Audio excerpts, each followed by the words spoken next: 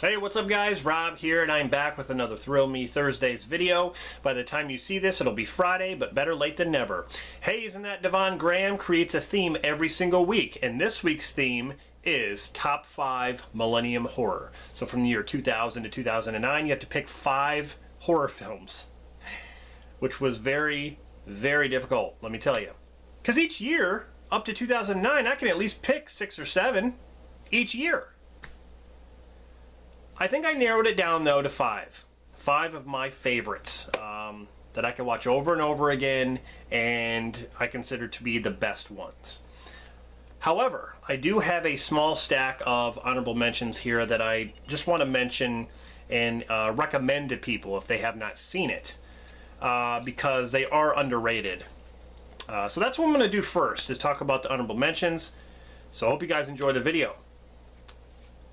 Starting with the first one here, has Kevin Costner in it, and that was a weird casting choice because I never thought he would be in something like this. The New Daughter.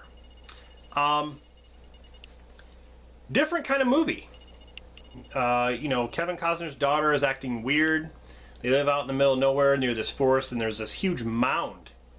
And she keeps like staring at the mound and communicating with it for some reason, and to find out there's like creatures that live in the mound, like these ancient creatures. And it says, how far will a father go to protect the ones he loves? And very, very cool. You know, I mean, you have Waterworld with Kevin Costner, you have Robin Hood, you have The Bodyguard, and you have The New Daughter. So it's very different, but definitely worth watching. The next one I've talked about quite a bit, and it is Orphan. I call this like the modern day Good Son, you know, with Macaulay Culkin, even though she kind of goes more overboard than he did in that movie. Something Wrong with Esther. Isabel Fuhrman did a fantastic job in this. It's got a great twist ending, and yeah, it's got a good story. The next one I believe is a remake.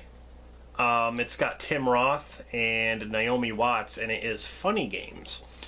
Now this is kind of a slow burn film, and I think the pacing's okay. I just like the dialogue. The dialogue is very soft and subtle, like you know, when these kids basically torment this family and play these games with them. But I really like it. I thought they did a good job, and yeah, it's definitely one I recommend. The next one is, of course, Darkness Falls with Tooth Fairy Matilda Dixon. An eye for an eye, your life for a tooth. You know, she's creepy. The whole beginning scene where the boy's under the covers. You know, you got to stay in the dark, or you got to stay in the light. The thing is, Matilda Dixon is the apparition of what I picture Ellie Kedward to be. The Blair Witch. If the Blair Witch ever came, you know, to like an apparition or like a ghostly figure, I would imagine her to look like Matilda Dixon in this, because she just looks creepy. But yeah, awesome movie. The next one is Valentine. Kind of a cheesy film. I like the group of girls in this who are being stalked by Jeremy Melton in the Cupid mask, who uses all sorts of tools to kill his victims, especially the bow and arrow. But it's kind of a cheesy film, but I really like it. It just reminds me of, you know, like Michael Myers wearing a Cupid mask. But yeah, really like Valentine. That's a movie that you don't have to watch around Valentine's Day. You can watch that anytime. I mean, even Halloween, it's good. The last honorable mention I'm going to talk about is one that I think this movie is brilliant. And I remember seeing this in a theater twice. The Others.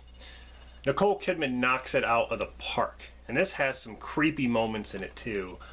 Now this is what you call a slow burn film, especially the time period and all that stuff. It's got an interesting take on ghosts and the perspective of ghosts. It's got an awesome twist to it. a twist that I did not see coming at all. You know, some twists you think about like oh my God, like, you know, this person did this or this happened. You know, some of these twists you just think to yourself like, well, that was easy to figure out if I just would have thought about it. This one, they didn't give you really any clues. If there were clues to the twist ending, they were very, very subtle, and I did not pick up on them at all. And I know a lot of people didn't, but it's got a great twist ending for sure. This is definitely one of the greats. All right, so those are just a few that I thought I'd mention. Now we're going to get into my top 5, starting with number 5, 30 Days of Night. One of my favorite vampire films of all time. Josh Hartnett and Melissa George. This movie makes vampires cool, okay? It's a very gory film, and it's all about survival. You know, they're in an Alaskan town where it stays night for 30 days, and it's, you know, it becomes a movie where you have to survive the vampires but also survive the elements. Josh Hartnett, I think this is one of his best movies, just being honest. But yeah, the vampires are awesome in this movie, so this movie's, it's great. So that's number 5, and that came out in 2007. Next, this one came out in 2005, and it is The Descent. I've talked a lot about this movie. I love it. Love this movie. Group of girls, you know, go into a cave system that has not been explored, and they end up getting trapped down there. So the only way to get out is to go forward. They run into these creatures that live underground, and they've adapted to the dark and stuff, and they can sense you under there. So it becomes survival in a cave system where it's claustrophobic, you know, squeezing through these holes, and you know, you're having a hard time breathing, but then you're being chased by these creatures in the dark. You got to save your battery life on your lights, and you know, it's to me it's like the ultimate terror. I mean, being in the ocean, being stuck in the ocean with no life preserver, waiting for a shark to take you under, is definitely terrifying, but I find that this is even more terrifying. So that's number 4. Number 3, this came out in 2003, House of a Thousand Corpses. My number 1 favorite Rob Zombie film. I liked it way better than 3 from Hell, and to me, this is an original film. I mean, you could say it takes from Texas Chainsaw Massacre because you have the house out in the middle of nowhere with the weird family, okay? It's just like Texas Chainsaw Massacre in that regard. But the characters, you know, Dr. Satan, you know, Otis, and you have Captain Spaulding, you know, Baby Firefly. The characters are, to me, what's interesting. They all have funny names, and they act a certain way, and they're crazy. They're hillbillies, and I love it. It fits this kind of genre, like this like backwoods horror kind of genre.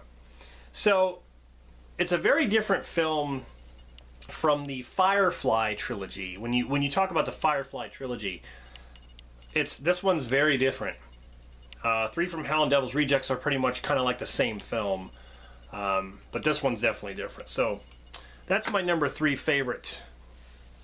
Coming in at number 2, which came out in 2006, The Hills Have Eyes remake. Love this movie. It's gory fun. I love the characters. Ted Levine is in this, Buffalo Bill himself, who plays Bob, you know, the father.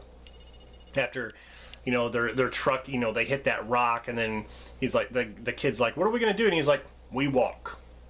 We walk. You know, he talks in the, what? I'm Buffalo Bill. Ted Levine's awesome. But I love, you know, the deformed people that live in the hills, you know, because of them dropping bombs and the radiation, and there's like this town that's over the hills.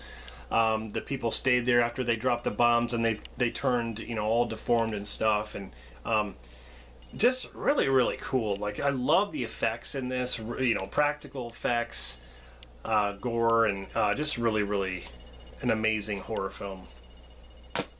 In my opinion, I like the remake better than the original Hills Have Eyes.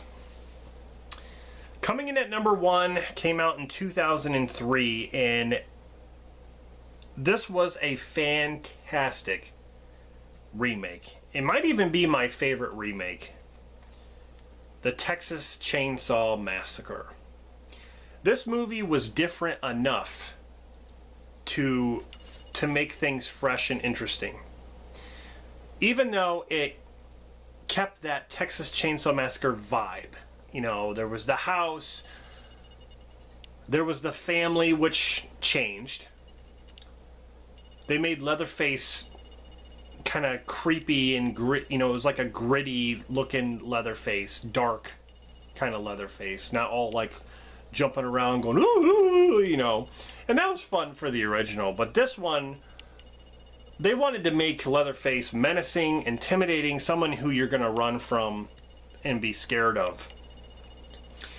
R. Lee Ermey was a great addition. You know, in the original, you had the hitchhiker, and he was sort of crazy. In this one, you got R. Lee Ermey, who plays the sheriff, and he's even more crazier than Leatherface. I mean, he the stuff he says, the dialogue, there's some intense moments that you can just cut it in the air with a knife or with your hand like this. That's how intense it is. It's crazy. This movie was very dark, and I just liked the characters. The gore effects were great, and they were top notch. The music was fantastic. But I might have to say, like, it's either between this or Hills Have Eyes that are my favorites. Like, these remakes are fantastic. They are just so good. And yeah, that's my number 1 favorite horror film in the millennium. So, quick recap. Number 5 is 30 Days of Night, which came out in 2007. The Descent, which came out in 2005. House of a Thousand Corpses, which came out in 2003. Hills Have Eyes, which came out in 2006. And of course, Texas Chainsaw Massacre came out in 2003. So there you go. If you haven't seen any of those films, definitely check them out, as well as the ones that I had for, you know, the honorable mentions. Definitely check those out as well. Yeah, stay tuned for more videos and more Thrill Me Thursdays. And I'm starting to finish up my Star Wars reviews, which should be done here soon. And I have other videos planned. So also, almost to 100 subscribers. You know, like I said, I was going to do my very first contest if I reach 100 subs. So look out for that. And as always, stay tuned for more. Subscribe for more content. And this is Rob signing off. See you guys next time.